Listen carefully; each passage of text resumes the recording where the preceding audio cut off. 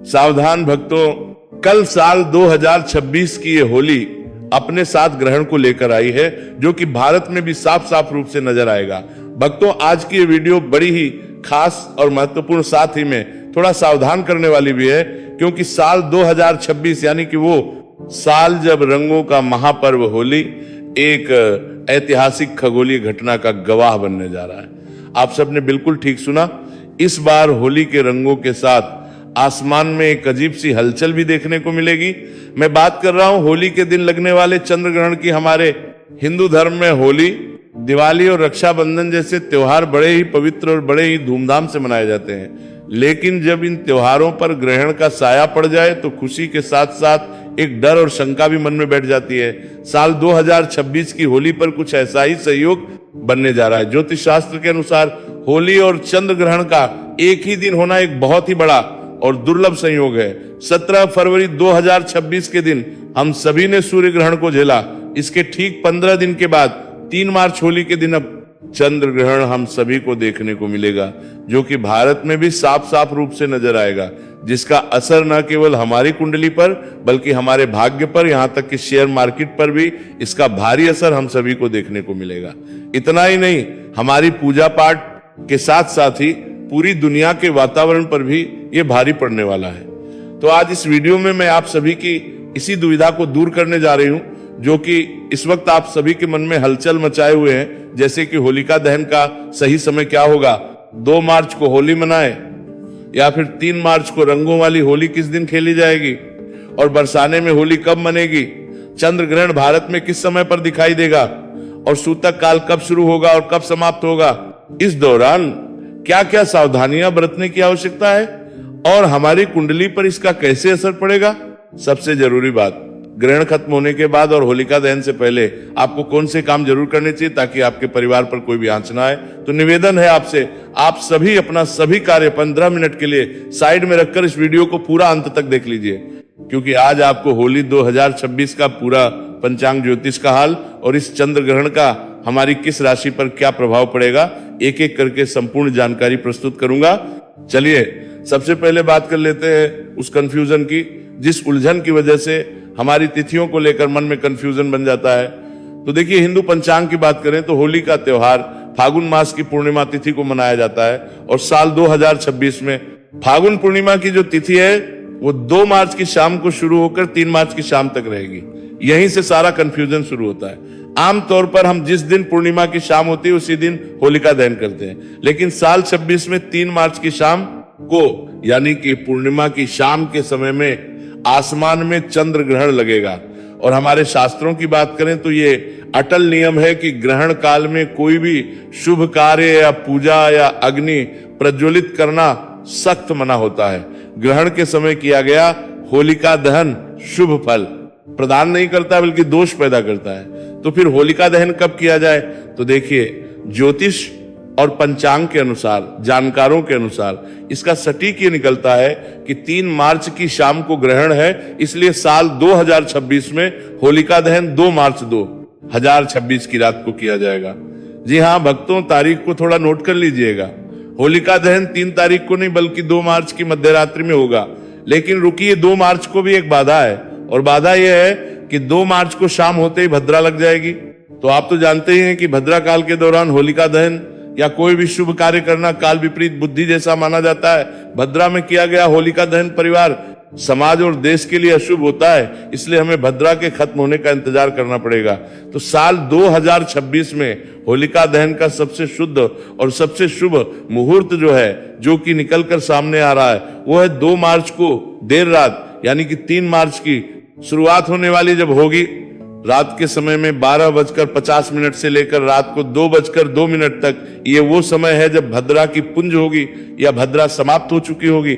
ये लगभग 1 घंटा 12 मिनट का समय हमें मिल रहा है, और आप इस समय में पूरी श्रद्धा और विधि विधान से होलिका दहन कर सकते हैं। इस समय अग्नि प्रज्वलित करना आपके घर से नकारात्मकता को जलाकर राख कर देता है। तो वीडियो में आगे मैं आप सभी को बताऊंगा कि इस बार रंगों वाली होली किस दिन खेली जाएगी, बरसाना में होली कब है, सूतक काल का सही समय क्या है, और ग्रहण के गर्भवती महिलाओं को क्या सावधानी रखनी है।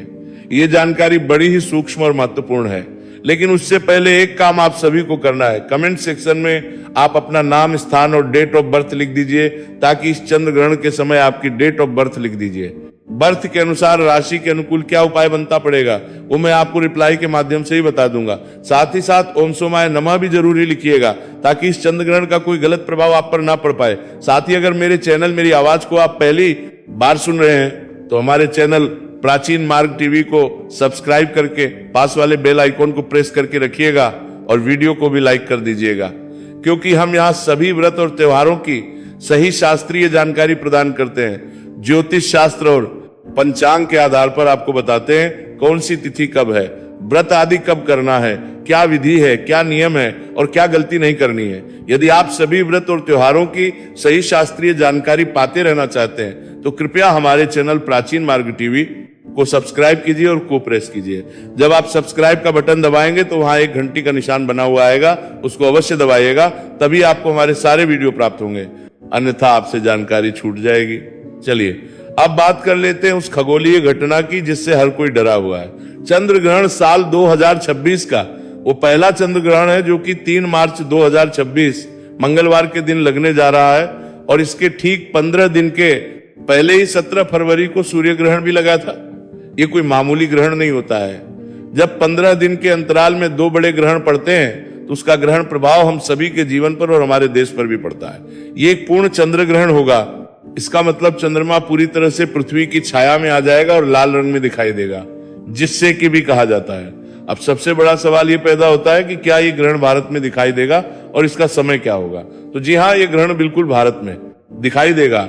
भारत के अधिकांश हिस्सों से इसे देखा जा सकेगा। इसके पीछे एक शर्त है। शर्त यह है कि ये ग्रस्तोदय चंद्र ग्रहण होगा। ग्रस्तोदय का मतलब होता है जब शाम को भारत में चंद्रमा उगत हो जाएगा, पहले से ही ग्रहण से ग्रस्त होगा, यानी कि हमें चंद्रमा साफ सुथरा नहीं बल्कि कटा हुआ या छाया से ढका हुआ उगता हुआ दिखाई देगा। रब जान लेते हैं इसका सही समय। तो देखिए, भारतीय समय के अनुसार बात करें तो ये ग्रहण 3 मार्च को दोपहर के बाद से शुरू हो जाएगा, लेकिन चूंकि दिन में हमें चांद नहीं दिखता है, इसलिए इसका महत्व शाम से शुरू होगा। भारत में चंद्रोदय का समय अलग अलग शहरों में अलग अलग समय पर होता है, यानी कि लगभग 6 से 6:30 बजे के बीच होता है। जैसे ही शाम को लगभग 6:00 के आसपास पूरब दिशा में चांद निकलेगा, ग्रहण शुरू हो चुका होगा। यह ग्रहण शाम 6:47 पर समाप्त हो जाएगा, यानी कि इसका मोक्ष काल शाम 7 बजे से पहले ही हो जाएगा। भले ही यह ग्रहण भारत में शाम को केवल 20 से 25 मिनट के लिए ही दिखे, लेकिन शास्त्रों के अनुसार अगर ग्रहण आपके शहर में दिख रहा है तो इसका सूतक काल भी पूरी तरह से मान्य होगा। अब आते हैं सूतक काल के सही समय और सही जानकारी, तो बड़े ही ध्यान से सुनिएगा। देखिए, जब भी चंद्र ग्रहण लगता है सूतक काल पूरे 9 घंटे पहले से ही प्रारंभ हो जाता है, और जब सूर्य ग्रहण लगता है तो सूतक काल 12 घंटे पहले से प्रारंभ होता है। तो चंद्र ग्रहण 9 घंटे पहले प्रारंभ होगा, तो ग्रहण का जो स्पर्श काल है वो भारतीय समय के अनुसार बात करें तो दिन में ही हो जाएगा। इसलिए 3 मार्च को सुबह से ही सूतक के नियम लागू हो जाएंगे। सूतक काल का सही समय 3 मार्च को सुबह 9:00 से शुरू हो जाएगा, और ये सूतक काल ग्रहण खत्म होने के साथ ही, यानी कि शाम 6:47 तक लगातार चलेगा। सूतक काल को अशुद्ध समय भी माना जाता है, और इस दौरान वातावरण में नकारात्मक ऊर्जा बहुत ज्यादा होती है।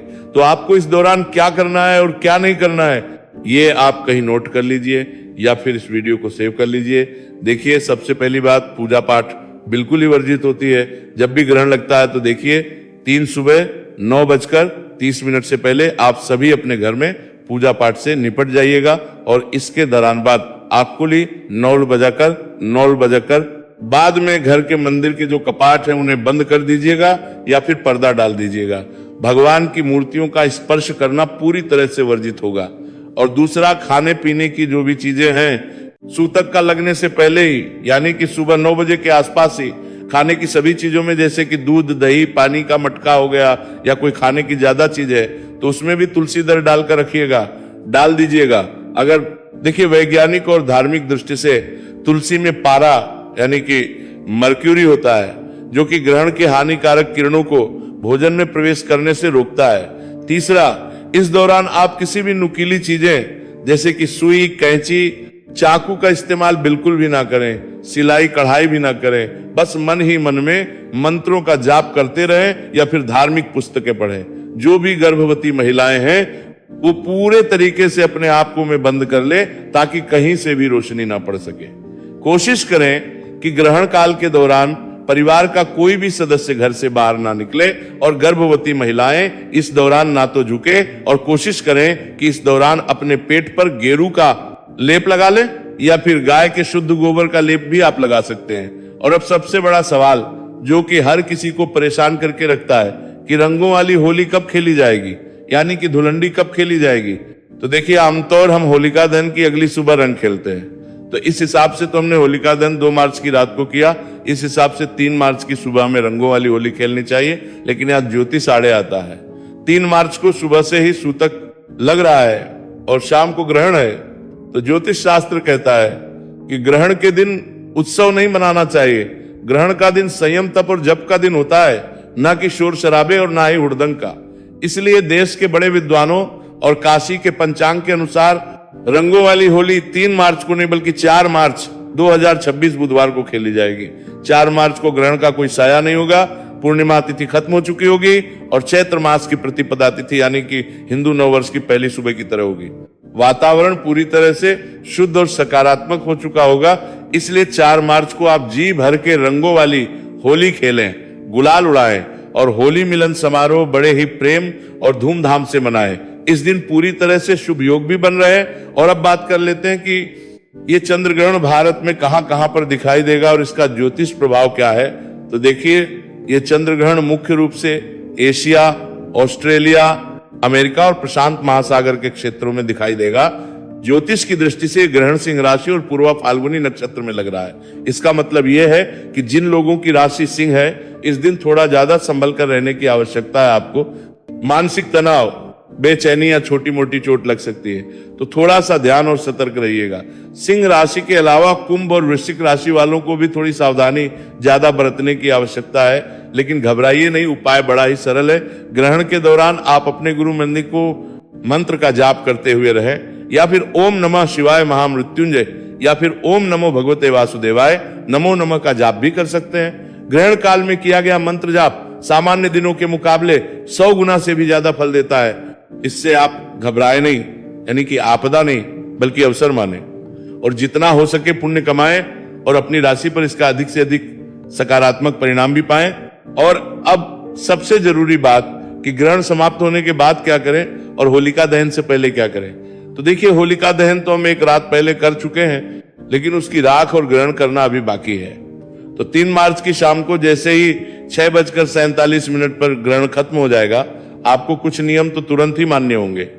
जैसे कि जैसे ही ग्रहण समाप्त हो तुरंत स्नान करें, घर का शुद्धिकरण गंगा जल से करें, नमक का पोछा लगाएं, नहाने वाले जल में भी गंगा जल जरूर ही डालें और जो भी कपड़े पहने हुए हैं उन्हें दोबारा ना पहने, उन्हें अच्छे से धोकर सुखा लें। घर के मंदिर से लेकर मुख्य द्वार तक जगह का शुद्धिकरण करें। चंद्र ग्रहण के बाद किया गया दान हमारी कुंडली से चंद्र दोष को शांत करता है। क्योंकि ये होली का समय है, आप किसी गरीब व्यक्ति को, सफाई कर्मचारी को या ब्राह्मण को जितना हो सके सफेद वस्तुओं का दान करें। जैसे कि चावल हो गया, चीनी, दूध, सफेद मिठाइयां हो गई, चांदी का टुकड़ा या फिर सफेद कपड़ा भी आप दान कर सकते हैं। ये दान आपके घर में सुख शांति लेकर आएगा। और अब जान लेते हैं कि इसका किस राशि पर क्या प्रभाव पड़ेगा। तो देखिए, सबसे पहले बात करते हैं सिंह राशि की। तो देखिए, सिंह राशि के जातकों के लिए इस समय चंद्र ग्रहण का प्रभाव काफी लाभकारी भी साबित हो सकता है। और विशेष रूप से बात करें तो छात्रों के लिए यह समय प्रतियोगिता, परीक्षाओं और अध्ययन में सफलता दिलाने वाला है।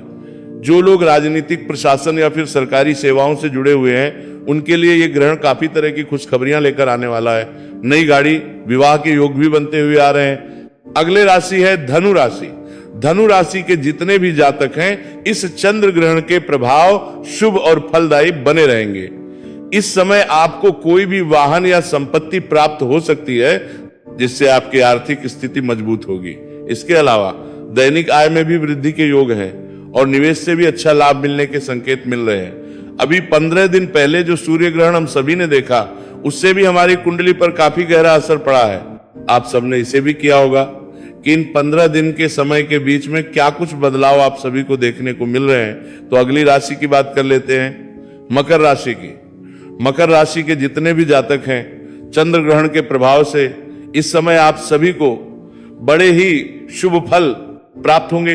विदेश जाने के योग भी बन रहे हैं और अगर आप सरकारी नौकरी की तैयारी कर रहे हैं तो बहुत जल्द शुभ परिणाम आपको मिलने वाला है। विवाह के योग भी बनते हुए नजर आ रहे हैं। इसके अलावा आर्थिक स्थिति मजबूत होगी और धन का प्रवाह बढ़े। इसके साथ ही आने वाले समय में आप सभी को समाज में मान सम्मान और प्रतिष्ठा की भी प्राप्ति होगी। कुल मिलाकर यह समय मकर राशि के जातकों के लिए कैरियर, धन और सामाजिक प्रतिष्ठा की दृष्टि से फलदायी रहेगा। तो इस प्रकार से ये जो ग्रहण है इसका ये प्रभाव रहने वाला है। यहाँ दिखाई देगा, मैंने आपको बता दिया है। कुछ और भी रह गया हो तो आप कमेंट बॉक्स में लिख के पूछ लीजिएगा। भगवान सब पर कृपा करें। हरे कृष्णा।